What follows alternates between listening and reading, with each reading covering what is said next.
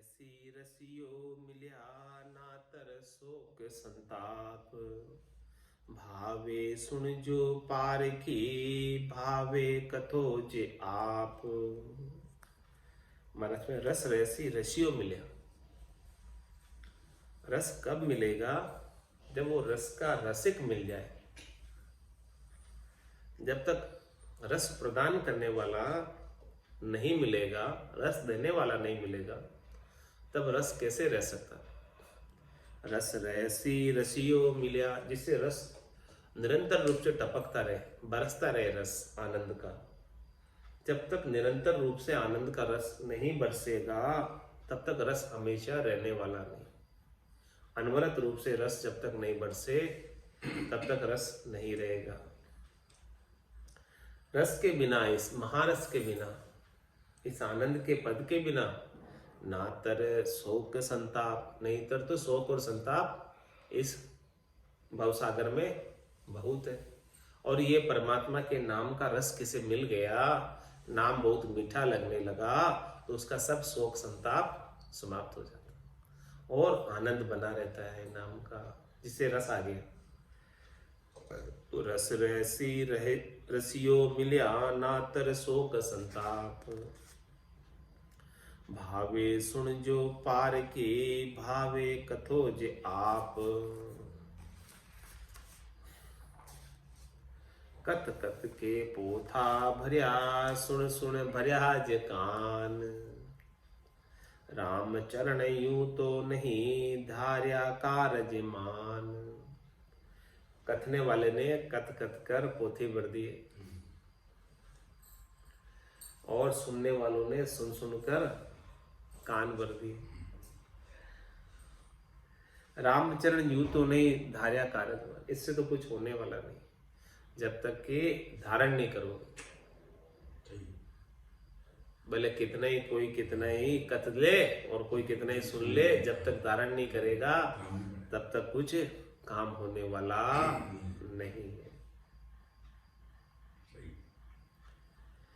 श्रवण करन छे करे सो श्रोता जान मलूक। ज्ञान सुने भरमत फिरे सोवे नहीं सोवे सही उलूक। मल्लुक और उलूक सोवे सही उलूक उदय रवि सूजे नाही। कहाँ सूर को दोष तिमिर नयना के माही। भोजन की महिमा सुन्या बिन खाया जायन भूख। श्रवण करने छे करे सो श्रोता जान मलूक। एक तो उलूक है और उसका अपोजिट विपरीत मलूक है। तो जो श्रवण करके, ज्ञान का श्रवण करके, संतों के मुखारबिंद से जो ज्ञान उच्चारण होता है, वाणी का उच्चारण होता है अणबे की, उस ऐसे अणबे के ज्ञान को श्रवण करके नैचा करते हैं। उसको नैचा करने का मतलब प्रतीति करते हैं, विश्वास करते हैं, दृढ़ता करते हैं, उसे सत्य मानते हैं ज्ञान को। ऐसे श्रोता जान मलुक, वो मलुक के समान, उलूक नहीं है, मलुक है। ज्ञान सुने भरमत फिरे सोवे सही उलूक, वो उल्लू है। कौन? जो ज्ञान सुनने के बाद भी भ्रम में पड़े रहते हैं। भ्रम क्या? भ्रम क्या? शरीर संसार के सुख, तीन लोक में फल की प्राप्ति, इन्हीं के उपायों में लगे रहना भ्रम है। तो ऐसे बेशकीमती अमोलक ज्ञान को, संतों के ज्ञान को सुनकर भी इन्हीं में लगे रहते हैं। तीन लोक सु भया उदासी जेजन अमर लोक का वासी। अमर लोक का, चौथे लोक का, संतों के देश का, रामजनों के देश का हमेशा हमेशा के लिए राज्य चाहिए। तो थोड़े से समय के लिए तीन लोकों के सुखों को छोड़। कितने समय के लिए छोड़ना है? थोड़े से समय के लिए, क्योंकि समय थोड़ा ही बचा है। ज्यादा था तो निकल गया, अब समय बचा ही कहाँ। तो जो समय बचा है, इतने से समय के लिए तो तीन लोग के सुख छोड़ने कह रहे महाराज कि जो बचा हुआ समय है थोड़ा सा, इस थोड़े से बचे हुए समय के अंदर यदि आप अपना कल्याण करना चाहते हो तो ये त्रिलोकी में फल प्राप्ति के उपायों को, करनी और क्रियाओं को, कर्मों के बंधन को छोड़ दो और केवल केवल राम जी के नाम का सुमरन कर लो, भजन कर लो, जिससे चौथा लोक प्राप्त हो जाए, संतों का देश प्राप्त हो जाए, रामजनों का देश प्राप्त हो जाए, और ऐसा देश प्राप्त करके उसे छोड़ने की फिर से आवश्यकता नहीं रह जाए। हमेशा हमेशा के लिए मुक्तात्मा बन जाओ।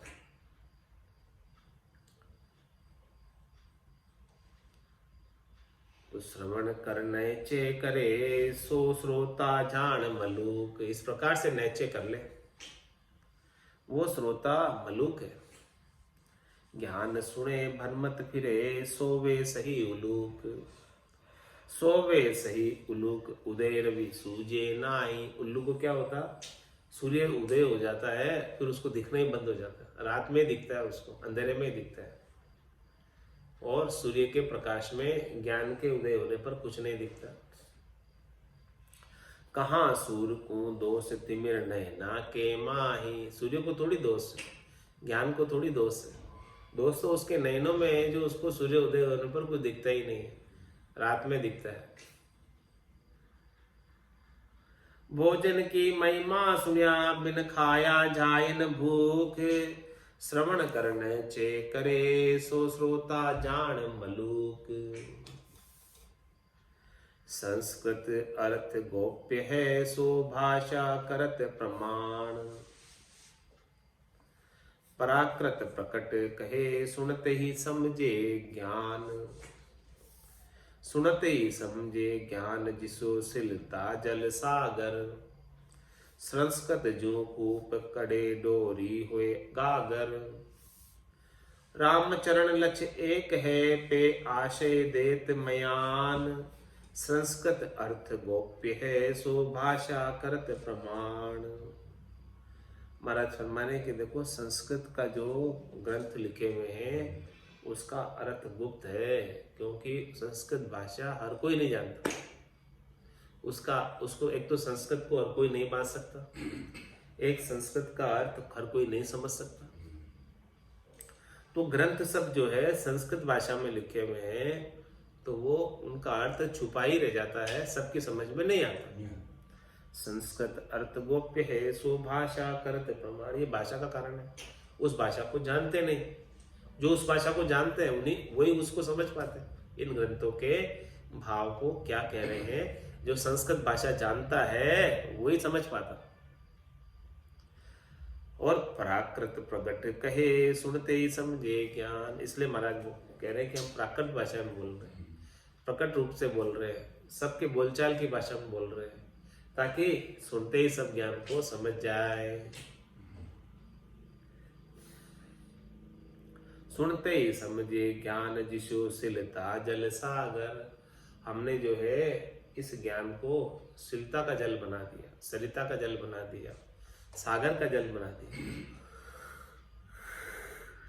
जिसे हर कोई सहज रूप से पा सकता है। संस्कृत जो कूप कड़े, डोरी हुए गागर। संस्कृत का ज्ञान कुएं के जल के समान।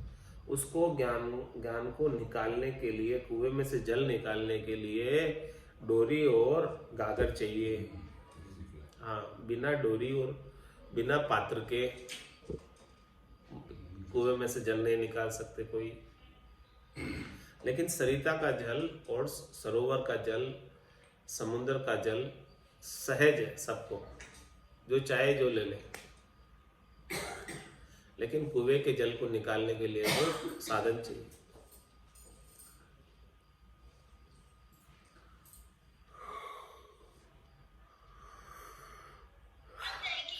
राम चरण लक्ष्य एक है, पे आशय देत मयान।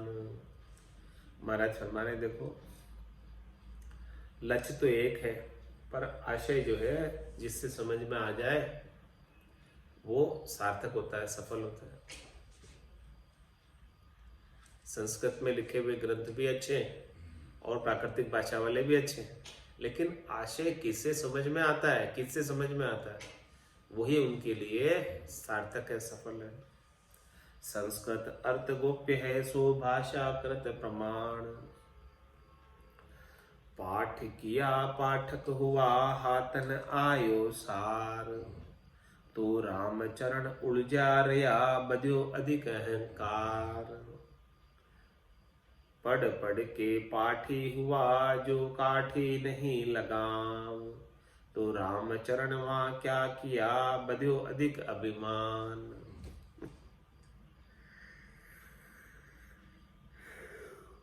पाठ करके पाठक हो गए, पाठक बांधने लगे, लेकिन उसका सार क्या है, पाठ का मूल चीज क्या है, अर्थ क्या है, उसकी समझ नहीं, तत्व क्या है, निचोड़ क्या है,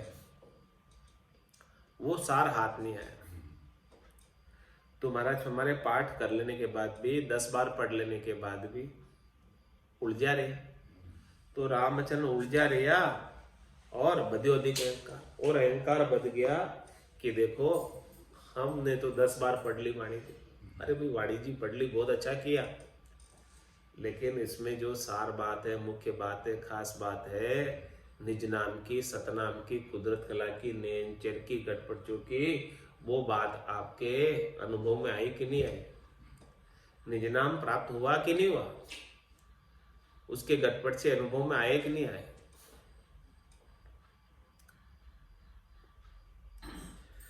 पढ़ पढ़ के पाठी हुआ जो काठी नहीं लगाम।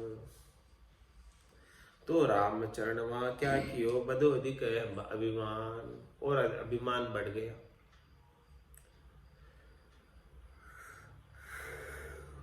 ज्ञान का अभिमान हो गया, देखो हम ज्ञानी हैं।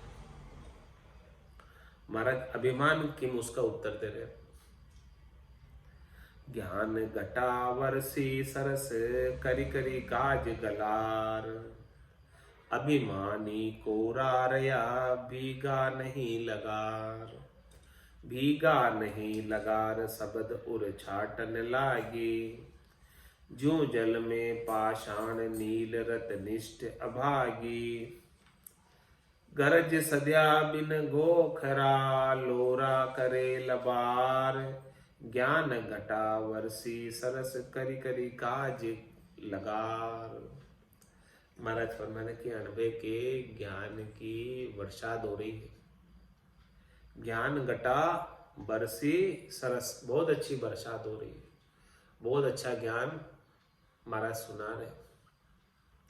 कर कर गाज गलार, अनेक प्रकार के दृष्टांत देकर और गला फाड़ फाड़ कर महाराज कह रहे, कितना कह रहे, कैसे समझा समझा कर कह रहे। लेकिन जो अपने ही ज्ञान के अभिमान में रहते कि मैं सब कुछ जानता हूं, मैं वेदों का, पुराणों का, शास्त्रों का ज्ञाता हूं, तो वो इन अनबे के वचनों को महत्व देता ही नहीं। बोले मैं तो शास्त्रों की बात को मानता हूं, अनबे की वाणी को नहीं मानता। ऐसे अभिमानी, अभिमानी कोरा रया भीगा नहीं लगा, ऐसे अनबे का अमूल्य ज्ञान उनको छूता तक नहीं, वो खाली रह जाते हैं। इतने ज्ञान की बरसात हो रही है पर उनको एक बूंद भी उनके ऊपर नहीं पड़ती। भीगा नहीं लगार शब्द उर छाट न लागी। उस अणबे के ऐसे वचनों की महाराज बारिश कर रहे हैं, लेकिन उनके हृदय में एक छांटा भी नहीं लगता। जो जल में पाषाण नील रत निष्ठ अभागी। किस प्रकार से? जल के अंदर पत्थर बोले कितने वर्षों तक रखो, वो भिजता ही नहीं, गीला होता ही नहीं, भीजता ही नहीं। इस प्रकार से महाराज फरमाने कि निष्ठ अभागी, जल में रहते हुए भी जल का असर उसके ऊपर आता नहीं। ज्ञान की बारिश हो रही है फिर भी ज्ञान का असर नहीं आ रहा है, क्योंकि वो पत्थर की तरह उनका अभिमान है, हृदय है। गरज सध्या बिन गोखरा लोरा करे लबार। ज्ञान घटा वर्षी सरस करी करी घाज लगार। जगत खुशी अज्ञान में विषयां का सुख मान। भगत होए माया खुशी जो ज्ञान दगदगी जान। जगत किसमें खुशी है? विषया का सुख क्या मिल जाए, और विषयों के सुख क्षणिक है, नाशवान, मिट ही जाने वाले हैं, थोड़ी देर के। लेकिन जगत वालों को यही अज्ञान है कि हमको शरीर संसार के सुख चाहिए, तो वो इसी में खुशी है। भगत हो ये माया खुशी, भगत होने के बाद भी माया से खुश हो रहा है। सो ज्ञान दगदगी ज्ञान, महाराज हमारे फिल्म का जो ज्ञान है वो दगदगी ज्ञान है, कच्चा ज्ञान है, पक्का ज्ञान नहीं। क्योंकि माया प्राप्त हो रही है तो खुशी हो रहा है, तो उनका ज्ञान पक्का नहीं है, अभी कच्चा ज्ञान है, दगदगी ज्ञान है। श्रोता वक्ता वाचकी ये लचकू उभय कुसंग, ज्ञान दगदगी विमुख गति शोभाकत हूँ अंग। महाराज के श्रोता वक्ता वाचकी ये लचकू उभय कुसंग, श्रोता वाचकी है केवल, भीतर का ज्ञान नहीं, घटपटों का ज्ञान नहीं, केवल वाचन कर जाता है। और वक्ता श्रोता, वक्ता वाचकी है और श्रोता भी ऐसे वाचकी वक्ता को सुनना चाह रहे हैं कि भाई बहुत अच्छा बोलता, बहुत अच्छा। अरे भाई बहुत अच्छा तो बोलता है, लेकिन उसके अंदर क्या अंग लक्षण, लाभ क्या मिलता है उनको सुनने से? श्रोता वक्ता वाचकी ये लचकू उभय कुसंग, तुम्हारा समय दोनों ही जो है कुसंग है, वो संग नहीं है, संगत नहीं है वो,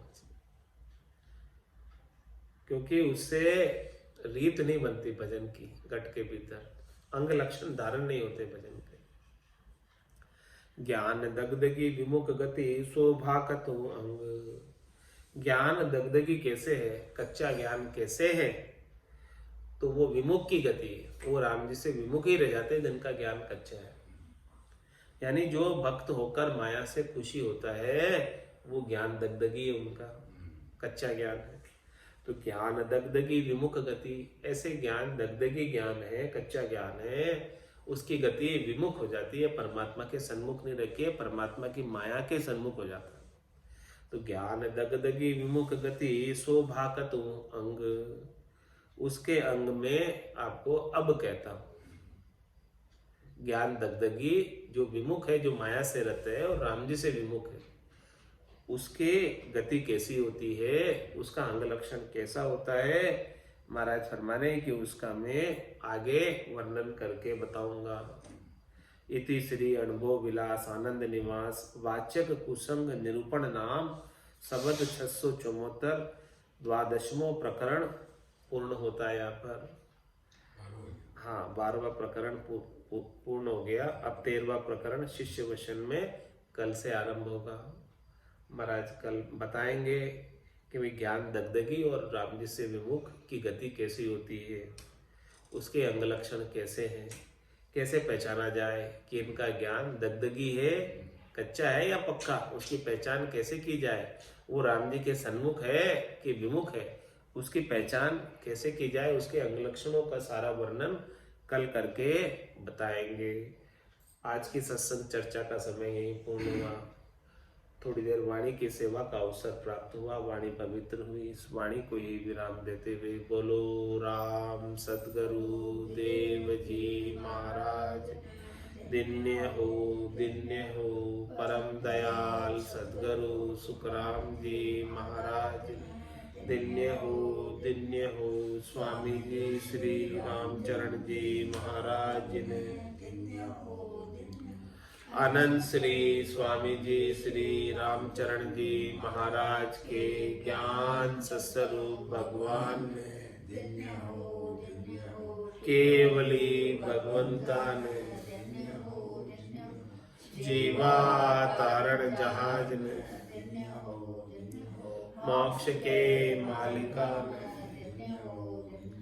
अनंत कोटि संतान ने, राम सभा में राम राम।